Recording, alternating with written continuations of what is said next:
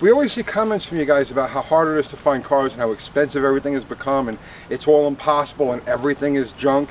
But you know, I wanted to show you this because this is proof they're still out there. You can still find them, and if with the right circumstances, you can get ridiculous deals. We got a ridiculous deal on this one. Let me explain. It's a 74 Duster. It's been sitting back here for a couple of months now because we don't directly have a plan for it.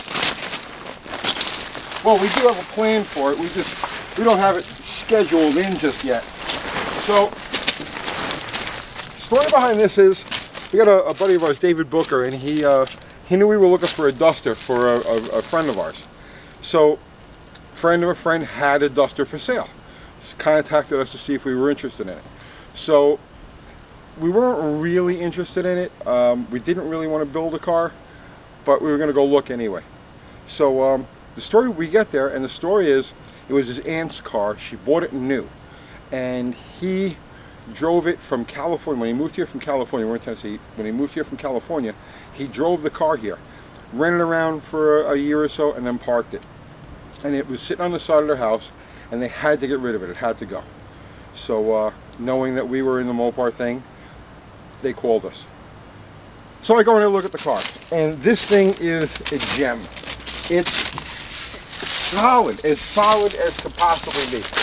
The front and rear frame rails, perfect. Quarters, front and rear quarters, never had any body work. All virgin metal. The trunk. Look, it's a 6-cylinder car, 6-cylinder, 3-speed on the floor. Here. Okay, get in there. So it's an all original car. The only damage on the whole car, it was a rubber floor mat car, and like usual, as usual, it rusted. See, there's a rust hole right there next to the floor mat. So it needs some floor patches. But really not that bad. Most of the floor pan is in good shape. So we looked the car over, and this thing is amazing. We're expecting him to say $6,000, $7,000, because that's about the fair market value of the car. We start it up. It purrs like a kit, like a brand new car. We take it for a ride, okay? It drives like a brand new car. No squeaks, no rattles. It just hits the road perfect and smooth, right? Quiet, right? Originally, no stock exhaust. So we go back to his house, and we're going to start negotiating. And he says, listen, I love the car. It's solid, it's beautiful, it's you just don't find them like this. But here's the thing. I don't need the car, and I don't really want the car. So if I'm going to throw you an offer on it, I have to lowball you. He says, what do you know, how lowball? I says, ridiculous lowball. I have to offer you much less than the car is worth. You'll have a much better deal if you call somebody, you know, you'll list it on Facebook or one of these other places. He says, how much you want to offer me? I says, I can go like $1,500. So he looked at me, and he says, let me think about that. So, and I'm surprised he didn't just say, you know, get the hell out of here. So, the next day, he calls us up. He says, what are you going to do with the car?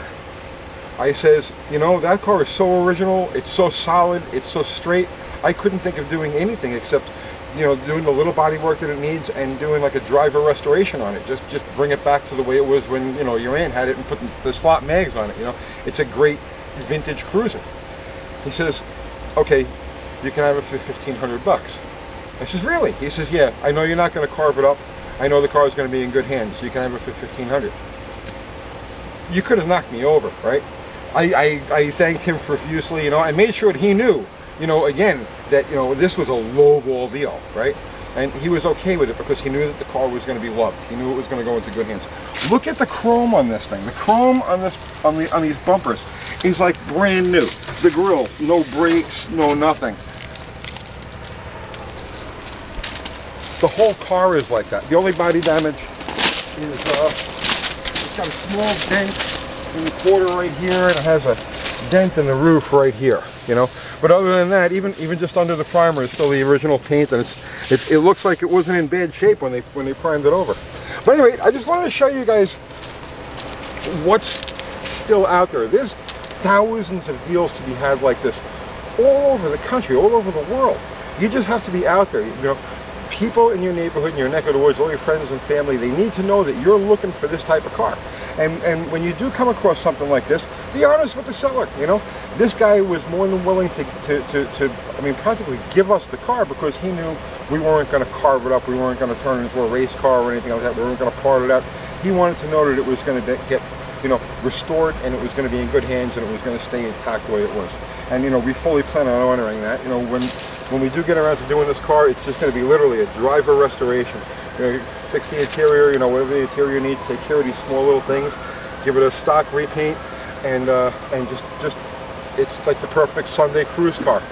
So that's it. A little inspiration for you guys. Show you what can be done. I'll see you tomorrow.